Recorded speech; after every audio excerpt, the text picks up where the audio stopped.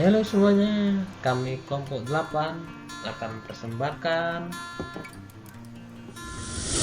Kami akan mempresentasikan dengan dua topik, yaitu yang pertama Manage Career and Retention, dan topik yang kedua yaitu Career Counseling Strategy and Technique. Halo, saya sendiri adalah Andreas Pujian Siombing dengan NPM 2210110005, dan rekan saya yaitu Niken Purbasari dengan NPM 22210110004, di mana mata kuliah sumber daya manusia berbasis digital ini diampu oleh dosen yaitu Ibu Dr. Nova Mardiana SEMM. Pada topik ini yang berjudul Manajemen Karir dan Retention serta Konseling Karir memiliki beberapa tujuan utama, yaitu yang pertama, menjelaskan bagaimana mendukung kebutuhan pengembangan karir dan meningkatkan retensi karyawan. Yang kedua, menjelaskan bagaimana strategi dan teknik yang baik untuk konseling karir. Sebelum melanjutkan ke materi berikutnya, kami akan menampilkan video tentang 10 strategi tentang retensi karyawan yang bisa diterapkan di perusahaan. Sebagai berikut videonya.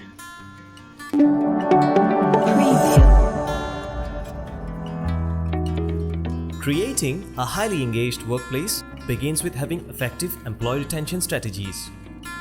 Employee retention is the organization's goal to keep talented and skilled employees and retain them. So, what can you do to keep your employees happy and avoid job hopping? Here are the top 10 employee retention strategies. Number 1. Hiring the right people. 80% of employee turnover is due to bad hiring decision. Hiring the right people can decrease employee turnover to a large extent and help in employee retention. Number 2. Shaping their growth and development. Helping employees achieve their short-term and long-term goals is one of the most crucial employee retention strategies. Therefore, designing in-house training programs for employees can advance their professional development. Number 3. Providing out-of-the-box benefits. 50% of adults would leave their job for better benefits. Catering to the needs of your employees is important. Employees favor benefits like financial incentives, retirement saving plans, sabbaticals, incentive stock options, life insurance, etc. Number 4. Appreciating your employees. Appreciating your employees for their efforts and achievement goes a long way. Thank you notes, social recognition programs motivate and encourage an employee to contribute and excel. Number 5. Maintaining work and life balance. 11% of workers have refused a new job due to a lack of good work-life balance. To take the pressure off employees, share the workload, allow work from home, and practice flex time. Number 6. Providing monetary benefits. One of the major reasons that make employees quit is the lack of compensation, and hiring someone new can be quite costly. To avoid this, you can give a fair and just appraisal to every deserving candidate. A salary hike is another way to retain top performers. Number 7. Practicing a feedback culture. Regular feedback can reduce employee turnover. Feedbacks make it easier for employees to understand and track their goals and responsibilities. Number 8. Conducting exit interviews. Conducting exit interviews just before an employee is about to leave is very crucial. An exit interview is asking a departing employee about his experience at the company. This process can help throw lights into things like toxic management and departmental conflicts. Number 9. Building health and wellness programs. 60% of companies offer wellness programs to stay competitive when attracting and retaining employees. Having a comprehensive health plan which takes care of the overall wellness of your employees is important. Providing health insurance is another great way to take care of their wellness. And number 10. Providing leadership opportunities. Many employees feel they are capable of contributing more. Assigning them with the right task, opportunities, and responsibilities can increase employee satisfaction and hence help in retention.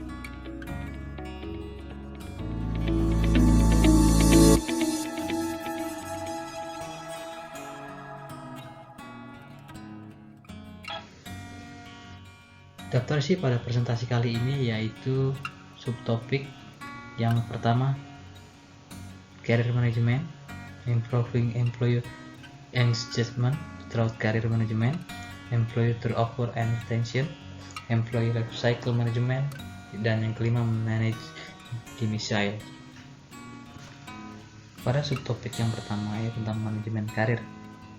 Manajemen karir adalah proses untuk memungkinkan karyawan untuk lebih memahami dan mengembangkan keterampilan dan minat karir mereka yang digunakan untuk perusahaan ataupun setelah meninggalkan perusahaan. Pada manajemen karir ini yang pertama yaitu peran karyawan dalam manajemen karir, yang kedua peran atasan dalam manajemen karir, metode manajemen karir, dan juga manajer sebagai mentor dan coach. Apa itu karir? Karir adalah posisi pekerjaan yang dimiliki seseorang selama bekerja. Karir bisa dikelola dan dikembangkan. Pada subtopik kedua yaitu tentang pengembangan dapat meningkatkan keterlibatan karyawan. Tentunya yaitu tentang pertama upaya pengembangan karir, minat karir, dan juga kebutuhan pengembangan dalam rencana karir. Pada subtopik ketiga yaitu tentang mengelola pergantian dan rekrutasi karyawan. Pastinya yang pertama perlu dilakukan yaitu merekrut yang tepat, dan juga untuk gaji, karena untuk ketahanan karyawan biasanya itu terkendala dengan gaji yang kurang. Dan juga yang kedua tentang diskusi karir, memberikan arahan dan menggunakan kinerja praktek sumber daya manusia yang tinggi dan penawaran ulang, dimana ketika kita memiliki staf dengan performa yang baik ataupun staf yang bagus dalam perusahaan kita, ketika dia ingin resign, kita perlu melakukan penawaran ulang agar staf tersebut ataupun karyawan tersebut mau bekerja di perusahaan kita lagi. Pada subtopik yang keempat yaitu tentang manajemen siklus hidup karyawan. Yang pertama pastinya tentang membuat keputusan promosi, lalu tentang gender, dan ketiga mengolah perpindahan, dan keempat mengolah pensiun. Mengolah pensiun ini perlu dilakukan karena menurut buku Dessler pada umur atau memasuki usia ke-60 itu telah mendekati usia pensiun. Jadi perusahaan perlu melakukan rekrutan baru untuk melakukan pengisian posisi yang telah kosong karena karyawan sebelumnya telah memasuki usia pensiun. Pada subtopik yang kelima itu tentang mengolah pemberhentian, di mana yang pertama kita harus mengetahui tentang alasan pemberhentian itu apa. Ada beberapa alasan pemberhentian, yaitu yang pertama tentang kinerja yang tidak memuaskan ataupun perilaku yang salah, kurangnya kualifikasi untuk pekerjaan itu, dan persyaratan yang berubah dari perusahaan sehingga dilakukan pemberhentian pekerjaan. Yang kedua yaitu menghindari tuntutan, dan yang ketiga keamanan aset, keempat wawancara penghentian dan mengurangi atau PHK. Oke, selamat datang. Nah, di kesempatan kali ini saya akan menjelaskan tentang konseling karir di era 2021. Konseling karir adalah melakukan konsultasi dengan konselor profesional atau psikolog yang memiliki pelatihan khusus dalam menyampaikan intervensi pengembangan karir. Nah, dalam melakukan konseling karir, tentunya kita harus mendesain strategi untuk melakukan konseling karir. Yang pertama adalah memberikan dukungan dalam konseling karir. Jadi konselor yang menawarkan konseling itu harus memberdayakan klien, dalam artian harus memotivasi klien untuk mencapai karirnya. Lalu yang kedua adalah memberikan bantuan karir berbasis konseling. Jadi memberikan pertemuan begitu seperti kayak waktu ya. Konselor memberikan hubungan atau membangun hubungan yang efektif dengan si karyawan. Lalu yang ketiga adalah memberikan dukungan penilaian dalam konseling karir. Jadi konselor itu memberikan feedback kepada si penerima konselor. Jadi komunikasi dua arah begitu. Lalu yang keempat adalah dukungan emosional dalam konseling karir. Jadi dalam memberikan konseling kita tidak bisa serta-merta tidak ada rasa empati. Jadi harus memberikan dukungan emosional. Jadi kita bisa menempatkan posisi kita sebagai karyawan tersebut sehingga kita bisa muncul rasa emosional begitu. Dan yang terakhir adalah dukungan informasi dalam konseling karir. Nah, jadi pada saat memberikan konseling karir, kita juga harus memberikan informasi-informasi terkini dalam artian bisa membantu proses karir si karyawan tersebut, memberikan informasi yang valid seharusnya bagaimana, lalu guiding, leading, seperti itu. Oke, selanjutnya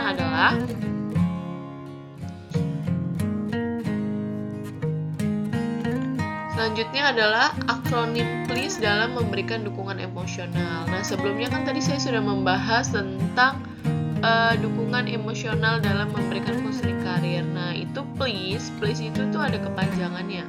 Pertama, itu protect dan melindungi. Jadi kita sebagai seorang konselor itu harus bisa melindungi dalam artian menyediakan tempat yang aman untuk bisa klien menerima manfaat. Lalu listen, mendengarkan, yaitu meluangkan waktu untuk mendengarkan semua aspek dari cerita klien.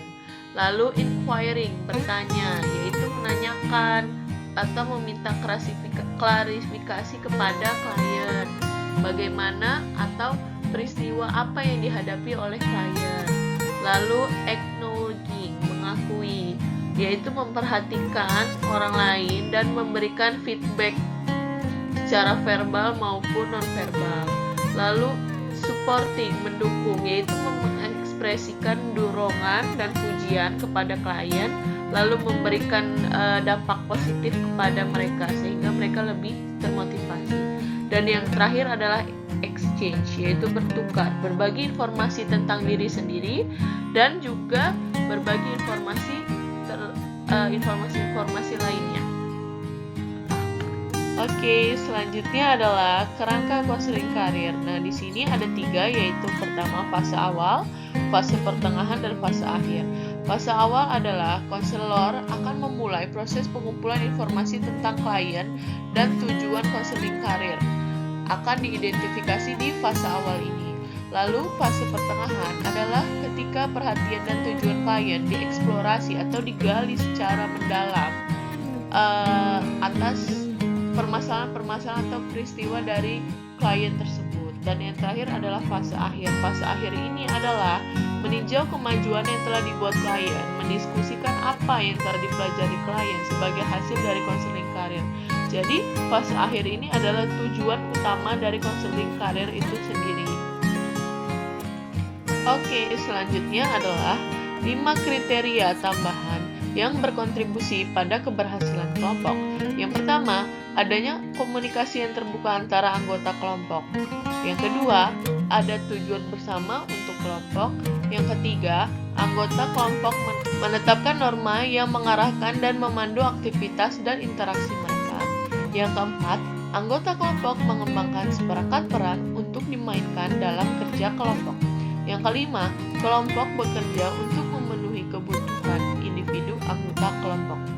Sehingga ada 5 kriteria ini sangat berpengaruh terhadap keberhasilan kelompok. Apakah kita pernah berpikir siapa kita, apa yang membuat kita, apa yang memotivasi kita? Itu semua penting ketika kita menentukan jalan kehidupan kita, yaitu karir.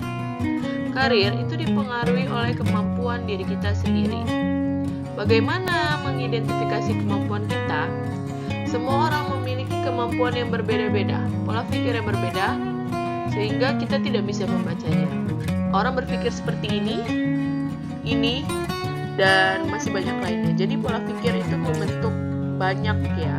Lalu bagaimana sih sebenarnya pola pikir membentuk karir kita? Nah, ini salah satu contohnya penulis, pemain musik, atlet. Nah, itu memiliki pola pikir yang berbeda-beda.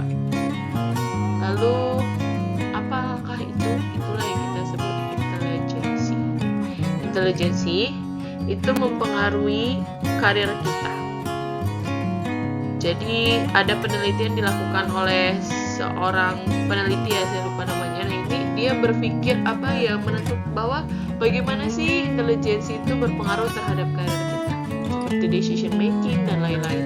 Jadi intelijensi membentuk kinestetik, musikal, verbal linguistik, naturalis, logik matematik, visual spasial, dan intrapersonal. Nah, ini semua membentuk karir. Jadi contohnya intrapersonal, dia bagusnya lebih ke komunikasi begitu.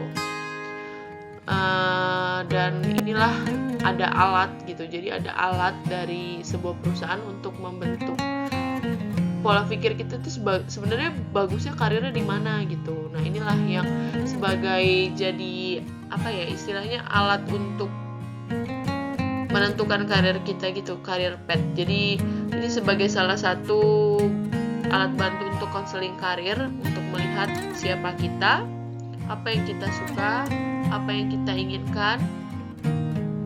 Dan ini Terima kasih, demikianlah presentasi dari kelompok kami. Selamat belajar.